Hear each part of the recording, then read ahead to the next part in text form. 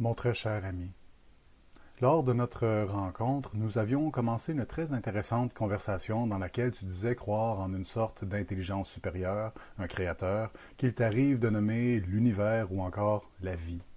Il s'agit effectivement d'idées assez répandues. Malheureusement, par manque de temps, nous n'avons pas eu l'occasion d'élaborer sur ces concepts, mais puisque tu manifestais de l'intérêt pour la doctrine catholique, j'ai décidé de t'écrire cette lettre, espérant sincèrement que ces mots puissent produire quelque chose en toi.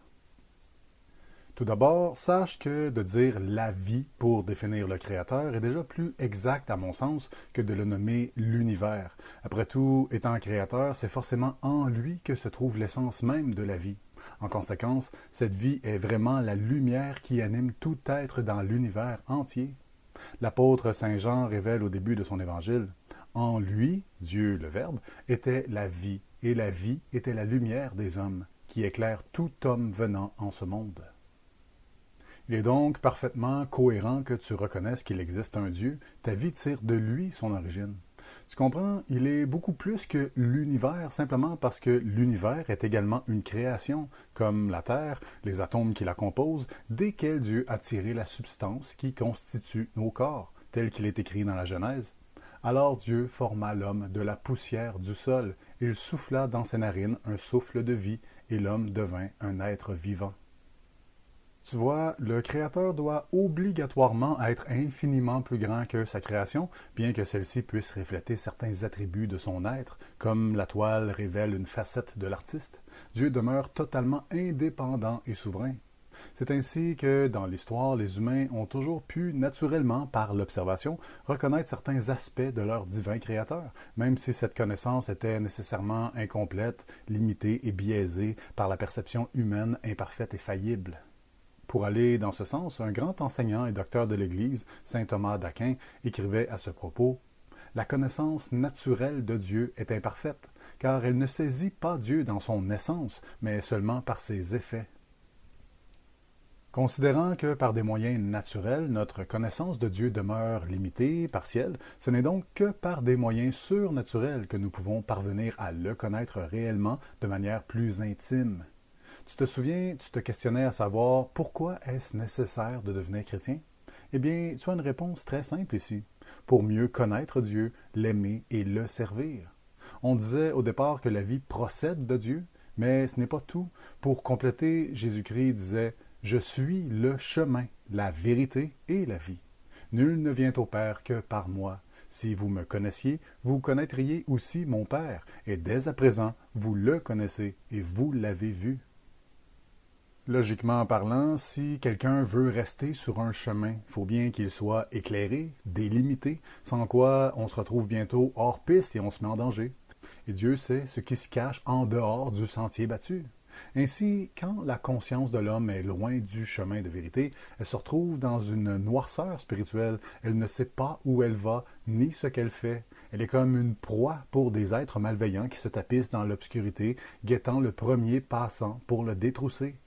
Le chef des apôtres prévenait: Soyez sobres, veillez, votre adversaire, le diable, tel un lion rugissant, rôde autour de vous, cherchant qui dévorer. Bien sûr, si on n'est pas chrétien, on peut tout de même avoir un sens moral plus ou moins développé, simplement par la loi naturelle qui nous habite.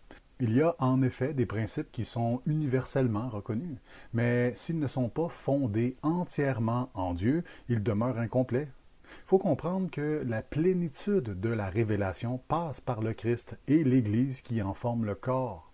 Jésus nous dit: Je suis la lumière du monde.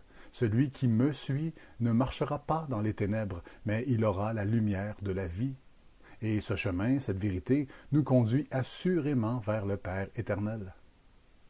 Voilà un autre point important. Dieu n'est pas seulement notre Créateur, il est notre Père, et en sa qualité de Père, il entretient pour nous un amour infini, un amour tel qu'il est impossible de le mesurer. L'apôtre bien-aimé de Jésus disait: Dieu est amour, et celui qui demeure dans l'amour demeure en Dieu, et Dieu demeure en lui. C'est pourquoi la morale non chrétienne est insuffisante, car elle est circonscrite au seul entendement humain.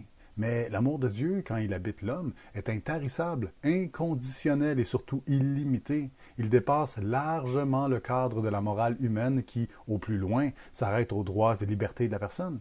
Et même ça, l'homme qui vit loin de Dieu éprouve du mal à la respecter convenablement, cette fameuse charte des droits et libertés. L'absence de lumière provoque inévitablement des méfaits, qu'ils soient visibles ou subtils. Maintenant, essaie d'imaginer ceci. L'auteur de la vie, le créateur de l'univers, celui par lequel tout procède et se meut, le Tout-Puissant, l'Omniscient, qui, des hauteurs sublimes et incommensurables de sa gloire éternelle, s'abaisse jusqu'à prendre une faible chair humaine.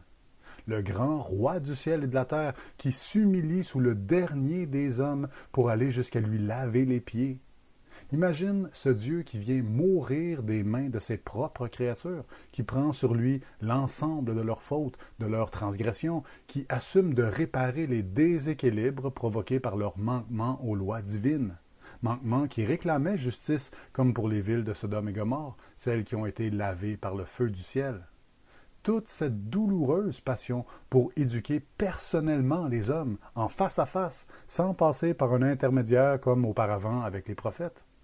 Non, Dieu est venu lui-même, par Jésus-Christ, auprès de ses enfants pour les élever, les sanctifier, les sauver, leur ouvrir les portes du royaume. Tu arrives à concevoir, toi, un tel amour? Car Dieu a tant aimé le monde qu'il a donné son Fils unique, afin que quiconque croit en lui ne périsse point, mais qu'il ait la vie éternelle. N'est-ce pas une raison suffisante pour être chrétien? Cet amour ne vaut-il pas qu'on lui rende l'appareil, qu'on rejoigne l'Église que le Christ a fondée? L'homme donne pourtant son cœur à tellement de choses dans ce monde, il est prêt à sacrifier tellement pour presque rien. Ne pourrait-il pas s'investir pour la vie éternelle? Il est évident qu'une personne qui ait choisi le périssable n'a aucune idée de l'amour infini de Dieu. Père, pardonnez-leur, car ils ne savent pas ce qu'ils font, disait Jésus du haut de sa croix. Encore une fois, dans les ténèbres, on ne voit pas. C'est pourquoi, cher ami, je m'évertue à t'en parler, parce qu'il n'y a rien de plus précieux que la vérité. Le royaume des cieux est encore semblable à un marchand qui cherche de belles perles.